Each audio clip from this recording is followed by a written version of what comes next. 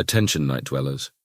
For those who prefer their knowledge served at midnight, best consumed while doing mundane tasks your future self will thank you for, or while questioning your life choices in bed. Warning, side effects may include unexpected enlightenment and slightly improved existence. If you're here for dopamine, your TikTok algorithm misses you. For the rest, prepared to learn while the world sleeps. Welcome to your intellectual purgatory. Hey there. Welcome to another deep dive. I know it's been a long day. You're probably just wanting to relax, but before you completely zone out, let's talk about something pretty interesting and maybe a little unsettling lead. That's right. We're going to dive into the hidden history of lead exposure in America, and it's a story that might surprise you. You know, we've got a stack of research articles and personal stories here that paint a vivid picture of how lead, particularly from leaded gasoline, has impacted generations of Americans. It's fascinating because for decades, lead was everywhere. In our paint, in our gasoline, even in our toys. And the scary part is most people were completely unaware of the dangers. Yeah, and that's what makes this deep dive so important. We're going to uncover some shocking facts about lead's impact on mental health, sleep, and even potential cognitive changes. But don't worry, this isn't going to be a doom and gloom session. We're going to approach this with a sense of curiosity and exploration. Exactly. Think of it as a journey back in time to understand how this invisible threat has shaped our present and what we can do to mitigate its impact in the future. So let's rewind the clock back to the 1960s and 70s, a time when kids played outside without a care in the world. But amidst this carefree innocence lurked a hidden danger: lead particles from leaded gasoline. Can you imagine parents had no idea that their children were inhaling this neurotoxin as they played in parks near busy roads or even in their own backyards? And it wasn't just the air. Lead settled in the soil, contaminated our water, and made its way into our homes. It's almost like a scene from a horror movie. Ah.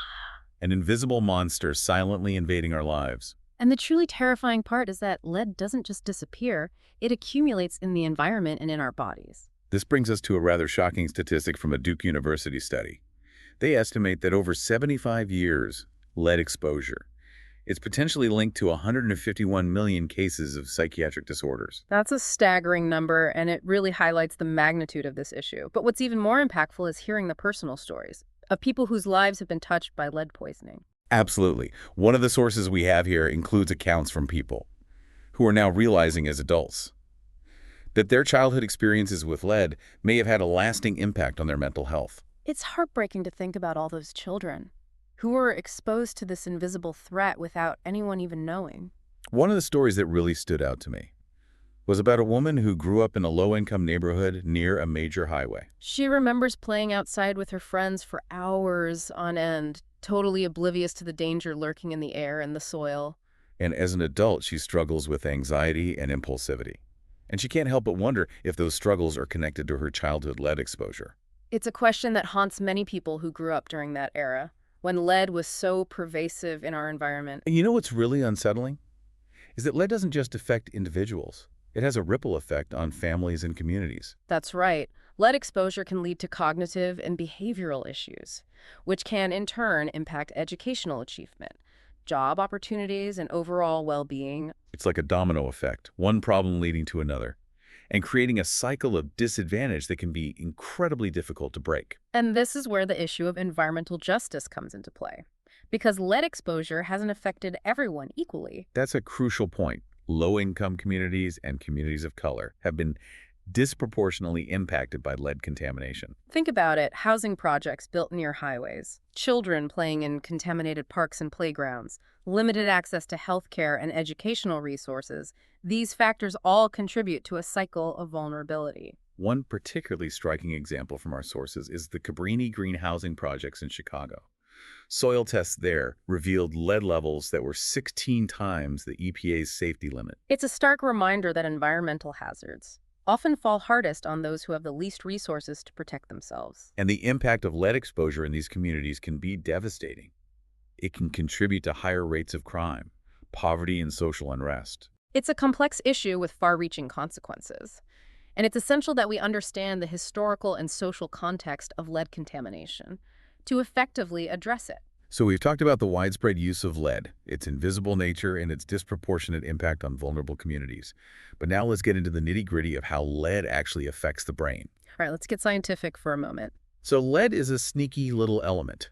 It has a chemical structure that's similar to calcium, which is a vital nutrient for brain development. And here's where things get tricky. Lead can actually mimic calcium, tricking the body into absorbing it and transporting it to the brain. It's like a wolf in sheep's clothing.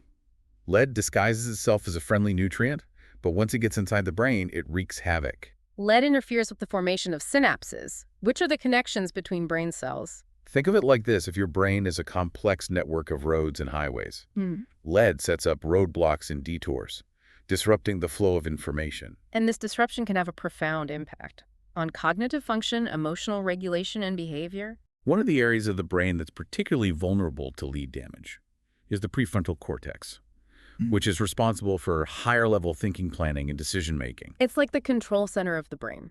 And when lead interferes with its development, it can lead to impulsivity, poor judgment, and difficulty regulating emotions. Imagine trying to run a company with a malfunctioning control center. What? It would be chaos. And that's what's happening in the brains of people who've been exposed to lead. And the effects of lead exposure can be long-lasting, even if the exposure occurred in childhood. That's right. Lead can leave a permanent mark on the brain's architecture, affecting a person's cognitive and emotional well-being throughout their life. And this brings us to one of the most concerning aspects of lead exposure. It's linked to mental health problems. Studies have shown a strong correlation between childhood lead exposure and an increased risk of anxiety, depression, ADHD, and even schizophrenia. It's a complex relationship, but the evidence suggests that lead can disrupt the delicate balance of neurotransmitters in the brain, which play a crucial role in mood and behavior. For example, lead can interfere with the production and function of dopamine, which is a neurotransmitter associated with pleasure, motivation, and reward. So imagine if your brain's reward system is constantly being disrupted. It can lead to feelings of apathy, lack of motivation, and even depression. And lead can also affect serotonin, which is involved in regulating mood, sleep, and appetite. Disruptions in serotonin levels can contribute to anxiety, irritability, and sleep problems. It's like a cascade of negative effects, one imbalance leading to another, and creating a vicious cycle that can be extremely challenging to break. And it's important to remember that the effects of lead exposure on mental health can vary widely, depending on the individual, their genetic predisposition, and the level and duration of exposure. That's right. There's no one-size-fits-all answer when it comes to lead poisoning. But the more we understand about its impact on the brain, the better equipped we are to develop effective interventions and support systems for those who have been affected. And that's what we'll explore further as we continue our deep dive.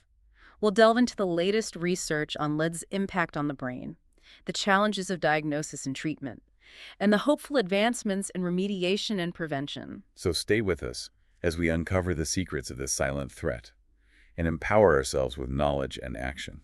You know, one of the most fascinating aspects of this deep dive is how technology is both revealing the extent of lead contamination and helping us address it. Totally. We were reading about these incredible tools like XRF scanners, which can detect lead in places you wouldn't even imagine. It's almost like having X-ray vision for lead. You can point this device at a wall or a patch of soil and instantly see if there's lead present. And the discoveries they're making are both shocking and eye-opening. Like they've found dangerous lead levels in playground soil near former highways, in urban gardens, even in basement dust. It's a stark reminder that lead is still lurking in our environment, even in places we might consider safe. One of the articles we read talked about how renovation work can actually stir up lead dust from old paint or pipes, essentially recontaminating areas that were thought to be clean. It's a bit like a Pandora's box. Once you open it up, you have to be incredibly careful about containing the contents. And speaking of things that linger, our research went deep into this concept of lead stored in bones, which is pretty unsettling. It really highlights the insidious nature of lead exposure because it can stay in your body for decades, silently accumulating in your bones. And here's the truly disturbing part. During pregnancy or breastfeeding, lead stored in a mother's bones can be released and passed on to her child. It's like a toxic inheritance, a legacy of lead exposure that can affect multiple generations. We read about families where the grandmother was exposed to high levels of lead, the mother struggled with learning disabilities, and the grandchild, despite never being directly exposed to leaded gasoline, shows signs of anxiety and depression. It's a stark reminder that the consequences of lead exposure can ripple through time, impacting not just individuals, but entire families and communities. And it's not always easy to pinpoint the exact cause of a health problem, especially when it comes to mental health. but the evidence suggests that lead can play a significant role. It's like a detective story, trying to piece together the clues and trace back the origins of a problem. But even with modern testing and scientific advancements, it's not always a clear-cut answer. Right. And that's why it's so important to be aware of the potential risks of lead exposure and to take steps to mitigate those risks. Absolutely. Knowledge is power. And Yeah. the more we understand about lead, the better equipped we are to protect ourselves and our loved ones. So let's talk about solutions. Because despite the challenges, there are things being done to address the legacy of lead exposure. Yes, there is a lot of hope in this story. People are working tirelessly to clean up the mess, to educate others, and to break the cycle of lead-related harm. Our sources highlighted some incredible initiatives, like soil remediation projects, water system replacements, educational support programs, and community awareness campaigns. One particularly inspiring example is the Red Hook District in Brooklyn.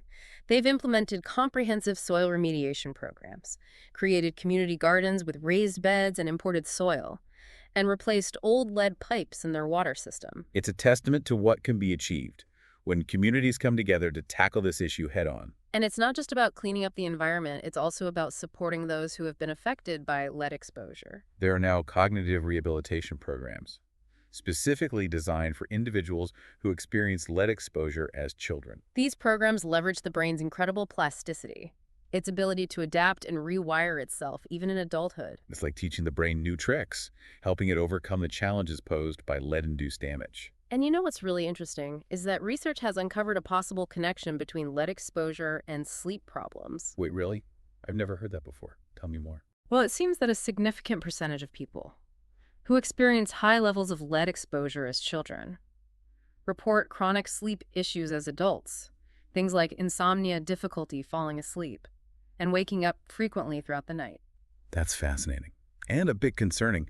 But what's the link? How does lead exposure affect sleep? That's the million-dollar question. Researchers are still trying to figure it all out. But one theory is that these sleep disturbances might actually be an adaptation. An adaptation, you mean like the brain trying to compensate for the damage caused by lead? Exactly. The idea is that lead-altered brains might process information differently during sleep. They might be more active, more alert, even when they're supposed to be resting. So instead of being a purely negative side effect, it could be a sign that the brain is working differently, perhaps even in a beneficial way. That's one possibility. And it leads to some intriguing questions. Could lead exposure have inadvertently created a population of different thinkers? People whose brains operate on a different frequency, so to speak. That's mind-blowing. It's like something out of a science fiction novel. A group of people with unique cognitive abilities, shaped by their exposure to lead.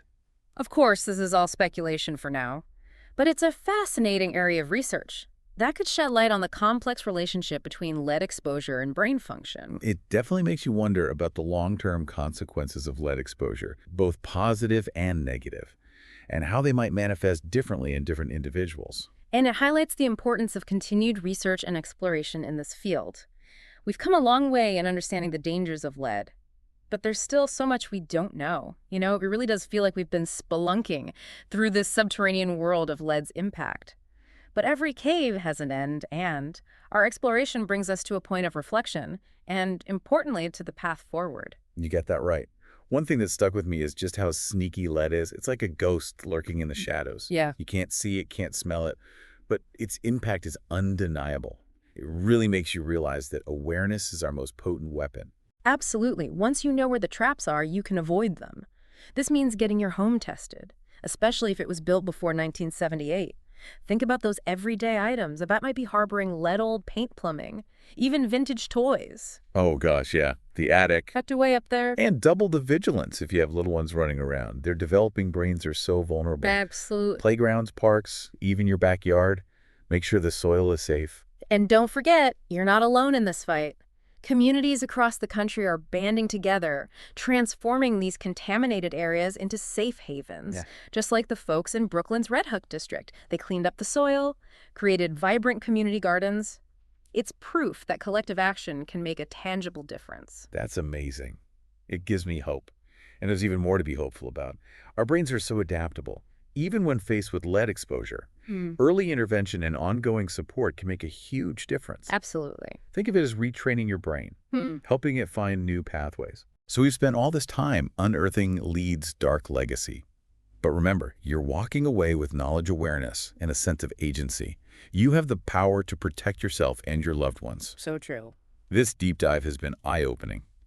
It's a reminder that our well-being is tied to our environment, our communities, and even our past. Couldn't agree more. But by acknowledging this connection, by taking responsibility, we can chart a new course, I love that. a brighter and healthier future. A future where Lead's shadow fades and is replaced by a healthier world for everyone. That's what we want. We've journeyed deep into the heart of this issue, and I truly hope you, our listener, emerge empowered to be a force for change, not just for yourself, but for your community as well. Until our next exploration, keep that curiosity alive, stay informed, and remember that even in the face of challenges, hope and the human spirit find a way. Beautifully said.